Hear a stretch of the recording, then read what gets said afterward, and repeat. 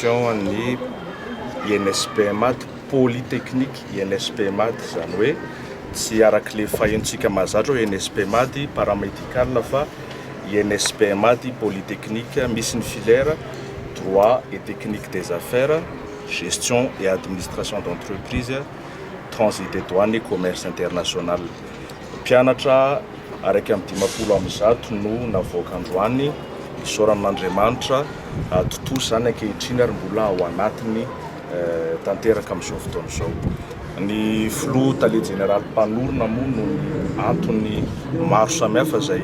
ivezany INSP maty manerana ny nosy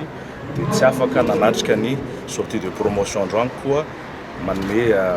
alalana anay mpanabe atao amin'ny INSP maty izy mba hizory azy eto anatinareo. Le tsenany ivelany mbola tsy ao anatin'ny paramètre moa tsika fa ny tsenany ivelany moa madame le responsable ny paramètre mety mahay azy kokoa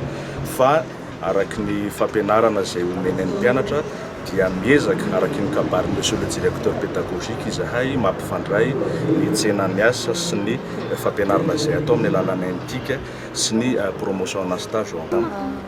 Andraisako kely an'le hoe fandraisana amin'ny asa araky ny teny PDG izay mihitsy moa zany tsy maheto azy fa mikarakara mandeha amin'izay le hoe chômage zéro izay dia eo anivon'ny ministera izay miantso azy moa izy amin'izao ka tsy afaka hanatrika izao dia eo amin'ny lafiny tsika moa zao Polytech fa eo andalan'izay hikarohana asa ho an'izy ireo misy nefa koa efa misy manantrika azy ireo raha araky ny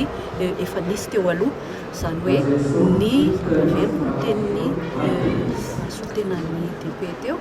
ny mpianatra mivoakato dia manana traikefa ary manana fahalalana satria ny mpampianatra rehetra ato dia tena au niveau ary misy manana ny qualité ahafana mampita an'izay traikefa izay ho an'ireo mpianatra ireo ka mino maromaro izahay fa tsy ho ela dia hitasy izy ary mikarakara koa ny eo anivon'ny fitoerana izay ao anatin'izay andriamatoa flottalier général izay manomana izay toerana hiasany izy ireo izay mety tsy ho izy rehetra raiky amin'ny 50 fa matoa mikaroko an'izay chômage zéro zay tsy androany mety azo rapitsy mety azo amin'ny herintaona sy ohatr'izay fa mino maromaro izay fa ho tanteraka izay hoe chômage zéro izay. Ary le paramètre zany zao firy no efa lasa eo amin'ny niveau paramédicaux dia fantatsika amin'izao fa en vogue be mihitsy ary BDB ny ao Québec ny ao Belgique izay efa misy mpianatra vao lasa vao mivoaka dia lasa any dia misy koa ny any amin'ny Québec izay manao